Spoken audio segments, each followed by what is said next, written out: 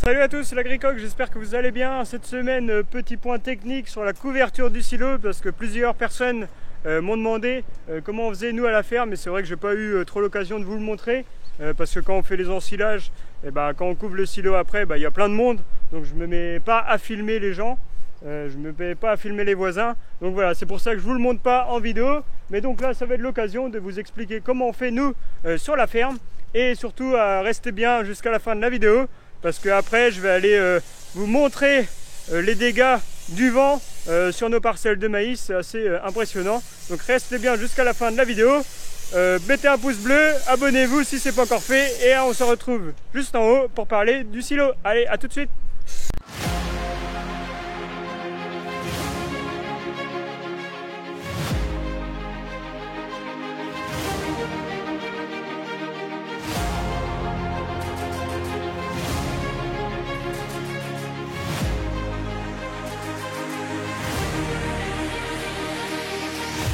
Bon, me voilà arrivé au sud des silos. Donc là vous pouvez voir un qui est vide. Là à gauche on a l'ensilage d'herbe. Et donc là on en a un deuxième vide. Donc ces deux là vont être complètement remplis la semaine prochaine. Donc avec 25 hectares de maïs ensilés, ils seront pleins tous les deux. Et vous pouvez voir aussi, la dalle elle est propre. Donc ça c'est vraiment important pour mettre du maïs. Voilà, dans de bonnes conditions, il faut que la dalle soit bien propre. Et donc là, le silo qu'on a fait la semaine dernière, donc là il y a, si je me trompe pas, il y a 13 hectares à peu près de maïs. Donc voilà, il est complètement bâché, bien fermé. Et donc là je vais vous montrer comment on ferme nous nos silos de maïs. Donc nous, pour couvrir un silo, donc c'est voilà, on met une bâche neuve pour commencer. Donc là vous pouvez la voir là. Donc on met une bâche neuve comme celle-ci. Donc on met une bâche neuve à chaque fois sur chaque nouveau silo. Ça c'est important pour voilà, vraiment bien couvrir le tas d'ensilage. Après on met un gros filet noir comme vous pouvez voir là. Donc ça c'est un filet qui évite les attaques d'oiseaux notamment, parce que les oiseaux vont venir percer la bâche. Et si ça perce la bâche, vous imaginez bien le résultat, c'est que l'oxygène va rentrer. Et donc le silo lui va reprendre en fermentation et c'est pas très bon. Et après on met donc des gros boudins comme celui-là. Donc ça c'est des boudins chargés en cailloux ou en sable. Donc ça pèse relativement lourd. Et donc on en met tout autour de notre silo pour vraiment bien fermer et bien plaquer la bâche sur l'ensilage de maïs. Et après on met des pneus. Donc les pneus, voilà, c'est simple, efficace. Tout le monde a ça dans les fermes. Bon, c'est pas très pratique à mettre et enlever parce qu'on se prend en plein de flotte. Ça c'est pas le top, mais bon, c'est bien, c'est efficace.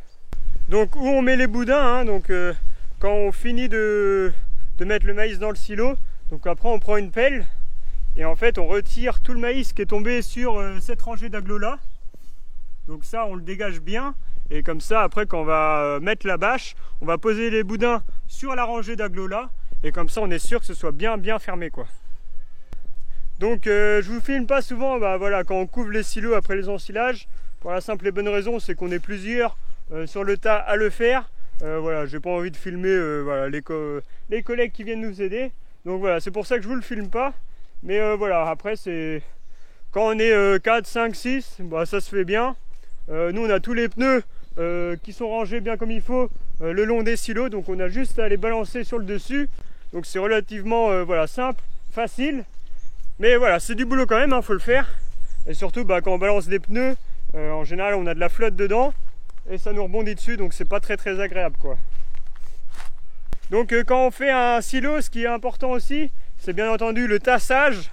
Donc ça on le répète jamais assez, mais il faut tasser le silo. Il faut vraiment voilà, rouler dessus pour retirer un maximum d'oxygène.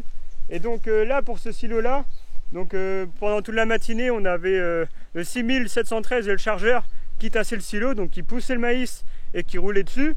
Et l'après-midi on a déclé le 7720 pour qu'il vienne en aide au 6713 et pour que ils viennent rouler, tasser, ça c'est vraiment super important. Et donc à la prochaine corvée, donc on aura 2 silos à remplir. Donc on aura les remorques qui vont arriver alternativement entre chaque silo. Et donc un tracteur par silo suffira pour vraiment bien tasser et pousser le silo bien comme il faut. Une chose aussi, ce qui est vraiment important quand on fait un silo d'ensilage, c'est vraiment de prendre en compte la dimension de notre silo. Parce que des fois on voit des silos hyper larges, hyper grands. Le problème c'est qu'après quand on rouvre le silo, eh ben, on n'en prend pas assez vite. On n'en prend pas assez pour vraiment qu'il y ait un front d'attaque propre et qui avance bien. Donc là ici nos silos ils font 10 mètres de large, 30 mètres de long. Donc c'est des bons silos. Nous ça nous plaît bien, c'est vraiment adapté à nos 100 vaches laitières qui mangent tous les jours. Donc voilà, le front d'attaque avance assez bien, assez vite. Donc ça c'est vraiment bien. Voilà, on n'a pas besoin d'avoir des silos immenses. Puis surtout là comme ça, là comme c'est, on a les 4 silos de chaque côté. Donc c'est vraiment le top, c'est pratique. On n'a pas besoin de faire 10 km autour de la ferme pour trouver notre silo. Tout est là, tout est rassemblé auprès de la Stabu, donc ça c'est vraiment pratique pour déciler tous les jours. Bon, voilà un peu pour la couverture de nos silos, donc c'est relativement simple hein, et on fait ça pour tous nos silos.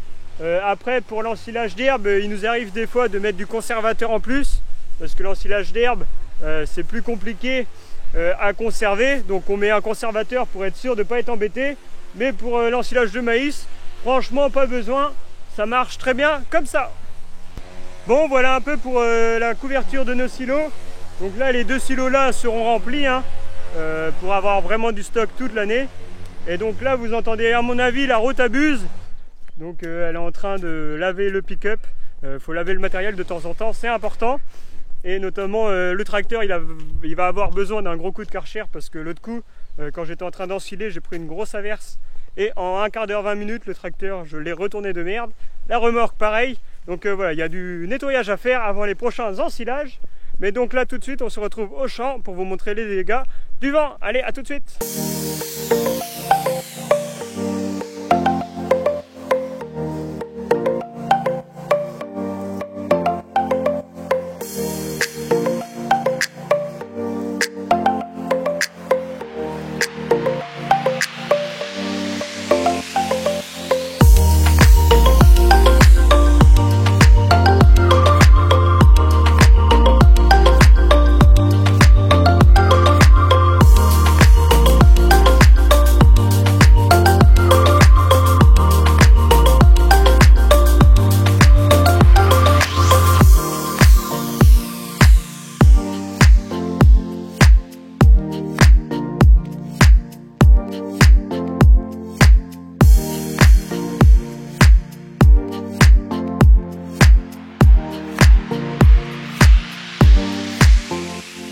Bon, vous avez vu un peu les dégâts avec les images de drone, donc c'est quand même assez conséquent. Et donc là je viens d'arriver au pied où le vent s'est engouffré en fait dans le maïs. Donc en fait ici on a une haie qui protégeait la culture de maïs. Mais par contre là, comme on a ensilé, ça a fait un, voilà, il y a eu un courant d'air qui est passé là. Et donc là tout le maïs est complètement couché et il est vraiment par terre là. Les premiers rangs c'est assez catastrophique. Vous pouvez voir hein.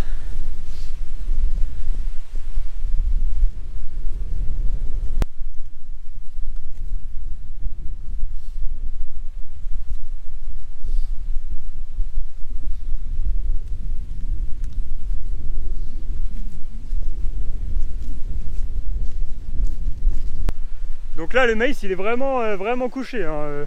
Je pensais pas autant, franchement quand on est au près là c'est quand même plus impressionnant. Et donc là pour le ramasser avec l'ensileuse ça va être un petit peu plus galère hein. Vous imaginez bien la machine, il faudrait qu'elle prenne à contresens le maïs pour en récupérer le maximum pour voilà vraiment que la parcelle soit bien propre après. Mais voilà, il y a vraiment du dégât quand même. Donc c'est quand même dommage hein, de voir la parcelle comme ça un peu abîmée hein, parce que le maïs franchement il était beau, il était vraiment haut. Et là franchement il est couché quoi.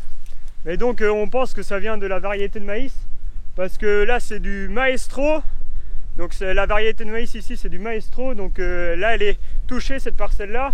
Et on a une autre parcelle aussi semée en maestro qui a aussi des dégâts. Donc voilà, on pense que ça vient de la variété, parce que dans les autres champs de maïs on n'a presque pas de dégâts. Donc pour faire un petit point quand même sur la maturité du maïs, Donc là il devient vraiment mûr, hein. Il va être vraiment bon à ensiler, même si la tige, les feuilles restent vertes. Le grain lui il est mûr, alors il va falloir vraiment le couper, l'ensiler, parce que c'est vraiment le grain qui nous intéresse, surtout pour l'alimentation derrière des animaux. C'est lui qui va permettre de produire plus ou moins de lait avec l'ensilage de maïs. Mais donc là, comme l'ensileuse n'était pas disponible, du coup ce sera dans une semaine.